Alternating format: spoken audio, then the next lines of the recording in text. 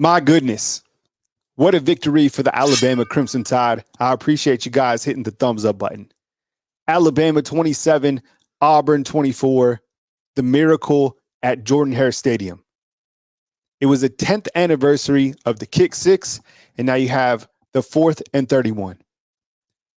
Everybody is going to remember where you were at when Jalen Milroe had all day to throw, and he throws a dime to Isaiah Bond to win the game. Alabama is now 11-1 on the season. What this team has showed throughout this entire season has been grit, has been an ability to win big games, has continued to show heart, and Jalen Milroe has continued to let the naysayers know that he is absolutely 100% the real deal. Where are all the people right now that say he can't throw? The ball that he threw to Isaiah Bond, watch it again and again and again. It was an absolute dime. On the day, Jalen Milroe, 16-24, 259 yards and 2 touchdowns. Finished product? Absolutely not. Were there some mistakes in this game? Absolutely. It was a rivalry game. But overall, Alabama is able to secure a monumental win over the Auburn Tigers. I think there's going to be a handful of people that say, well, Alabama only beat Auburn by 3 points, and the week before, New Mexico State beat Auburn by 21 points. I don't think any of that matters, because if you followed college football, if you know anything about rivalry games, you know that you throw out the records for each team. This team played a complete game. Hugh Freeze, he might be the boogeyman, honestly. He's played Nick Saban now 6 times. Nick Saban has won 4 of those contests. Hugh Freeze won twice at Ole Miss, and he was very close to winning again. Can you imagine if Hugh Freeze would have won this game and been 3-3 against Nick Saban? That's the boogeyman 100%. Auburn did a great job running the football. Fantastic job. When you look at Jaquez Hunter, he had 93 yards rushing the football on the Alabama Crimson Tide defense. Overall, Auburn ran for 244 yards. We have yet to see an offense put together a game plan as effective, especially a ground game, against Alabama as Hugh Freeze did. Now, I think maybe for the entire season, Auburn practiced for Alabama. At least, because we know they didn't practice for the New Mexico State Aggies. One of the players even said it. Auburn had some long sustaining drives to their credit, and they ran the football effectively. They had 18 first downs. Now, on third down, they struggled as they were only 4 of 12. Alabama, on the other side, also struggled. They were 6 of 16. There was a lot of times where things just didn't go Alabama's way. There was a lot of times where things didn't go Auburn's way. There was a lot of calls in this game that were really suspect. From the jump, when Alabama had the face mask penalty, it was a block on the back on Auburn. You imagine being an Auburn fan and having to deal with that? What about the catch by Jermaine Burton when his toe was literally inside? He was in bounds, and they called him out of bounds.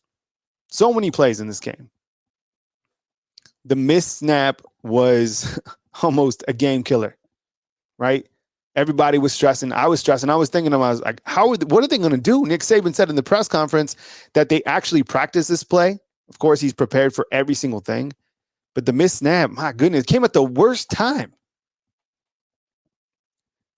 There was a couple other times where Jalen Milroe was across the line of scrimmage, right? Those things that are he's going to have to improve on. But that first drive, I thought he was very accurate with the football, did a really good job getting the football to his wide receivers, and the guy stepped up. The wide receivers today were led by Jermaine Burton, came through. Guy comes up in big-time games, and he's going to have to come through against the Georgia Bulldogs, his former teammates, right? 4 receptions, 107 yards with a touchdown. Isaiah Bond came through, especially in the end, on that 31-yard touchdown. 5 receptions for 75 yards and a touchdown. Malik Benson had a 33-yard reception. Amari Niblack had a touchdown called back.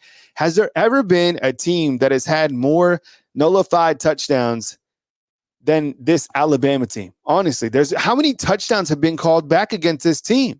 I love the fact that they were able to utilize Kendrick Law, all right, on the reverse, the shovel pass, whatever it was. He goes for a touchdown run. It's called back. Toward Mari Nyblack. That was 2 touchdowns that were called back, right? Kendrick Law had 3 receptions for 12 yards. On the defensive side, you were led by Deontay Lawson, who had 5 tackles. Jalen Key had 5 tackles. Caleb Downs had 5 tackles. But like I said, I mean, Auburn was able to run the football and run it effectively. They only had 93 yards passing against this Alabama secondary, but had 244 yards on the ground. It's just, that's kind of mind-blowing to think. And Hugh Freeze said it on Monday before this game. He said, we have to be able to run the football effectively.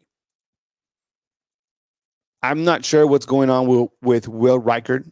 Missed another field goal in this game. It would have put him over as the all-time leading scorer in college football history. I don't know if he's thinking about that or, the big game. I don't know. But, I mean, you look to you have to be able to come through in a game like this. Think about it. Because Alabama trailed this game 24-20. And if he would have made that field goal, it would have been 24-23. Then he goes in and Alabama kicks a field goal and they win the game, right? I'm not sure what's going on there. As we turn the page to this next game against the Georgia Bulldogs, we all know what's at stake. And I think that a couple of things. Number one, if the committee is going to judge Alabama based off this score of this game, they're completely wrong. They don't know about college football. Anything could happen in this game. It always does. I'm not sure why. And especially when it's at Jordan-Hare Stadium, 1,000,000%. This Alabama football team, what they've done, this winning streak that they're riding, how they've been able to transform and win games speaks volumes, especially against the SEC. You had Michigan beat Ohio State. That game was close. Where is Michigan going to be ranked? Where is Ohio State going to be ranked, more importantly? Texas had a big win. Oregon had a big win. And then Washington State wins by a field goal. And then you have Florida taking place as I cut this video right now. As Alabama looks to Georgia, 1,000,000%, you just have to beat the Bulldogs, a team that is red hot, a team that is playing the best football in all of the country. And that's the team that you want to be able to play at this point in time. Everybody wants to see if Alabama can beat Georgia. And I think if Alabama is able to beat this Georgia team, then they should 100% make the college football playoffs. 100%. This team can win that game. And I think it's going to come down to Jalen Milroe and him just taking over, going monster mode. He has that ability. He plays at such a high level, and Georgia is going to have their hands full, just like Alabama is going to have their hands full with Brock Bowers, Carson Beck, and all of their very talented players on both sides of the ball. I mean, Georgia is a complete team. So is Alabama. This is the SEC.